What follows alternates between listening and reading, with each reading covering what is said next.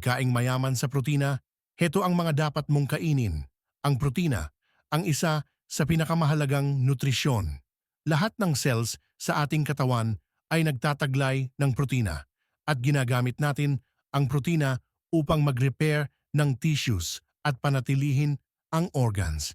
At ang pagkain ng mga pagkain na mayaman sa protina ay makatutulong sa atin na makuha ang nirekomendang dami na kailangan. Gayunpaman, hindi lahat ng pinanggagalingan ng protina ay ginawang equal. Ang ilang uri ng pagkain tulad ng karne ay mayaman sa protina, ngunit mayaman din ito sa fat at kolesterol. Kaya't mahalaga na pumili ng tamang uri ng pagkain na mayaman sa protina.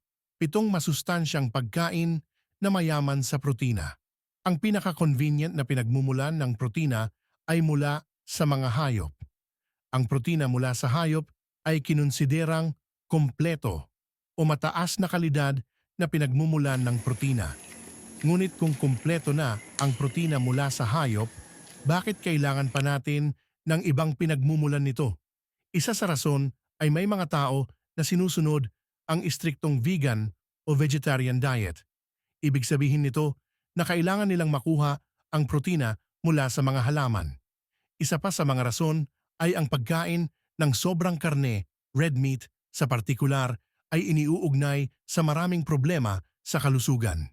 Kabilang dito ang type 2 diabetes, problema sa cardiovascular at obesity. Ang mga pagkain na nakalista sa ibaba ay magkahalong halaman at hayop na pinagmumulan ng protina. Ibig sabihin nito na ang mga ito ay mayaman sa nutrisyon, ngunit mababa ang fat at kolesterol at iba pang mga bagay na nakasasama kung ikokonsumo ng sobra. 1. Isda. Isa sa mga pagkain na mayaman sa protina ay ang isda. Naglalaman ang isda ng maraming protina at mababa rin ang fat nito. Karagdagan, ang fatty fish tulad ng sardines, mackerel, salmon at tuna ay naglalaman ng omega-3 na mainam sa puso at nagpapababa ng kolesterol. 2. Lean poultry. Isa pang pinagmumulan ng protina ay poultry. Hindi halos na pagtatanto ng mga tao ito, ngunit ang manok ay mababa sa fat at mayaman sa protina. Ito ay nakadepende sa kung paano ihahanda at iluluto ang manok. Halimbawa, kung pakukuluan o iihaw ang manok, maaari mong tanggalin ang balat upang mabawasan ang nilalaman na fat nito. Ganoon din sa ibang uri ng poultry tulad ng bibe o pabo. Sa partikular, ang poultry breast ay naglalaman ng maraming protina at maaaring napakalinamnam kung ihahanda ng maayos. 3. Beans. Sa mga pagkain na mayaman sa protina, ang beans ay ang pinakamasustansya. Ito ay sa kadahilanan na maliban sa protina, ang beans ay naglalaman ng fiber at mababa sa fat at carbohydrates. Ang beans ay versatile na sangkap din at madali lamang na maidagdag sa mga pagkain tulad ng soups at stews. 4. Nuts at seeds. Mayaman din na pinagmumulan ng protina ang nuts at seeds. Ang mga mani, almonds, pistachios, walnuts, sesame at sunflower seeds ay mainam na masustansyang pagkain.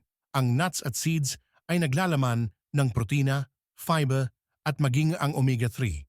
Naglalaman din ito ng ibang good fats at maaari kang bigyan ng mabilis na pang-boost ng enerhiya kung kakainin bilang snack. Siguraduhin lamang na iwasan ang paglalagay ng asin sa iyong nuts o maglagay lamang ng kaunti. Itlog. Ang mga itlog ay pinakamainam na pagkain na mayaman sa protina.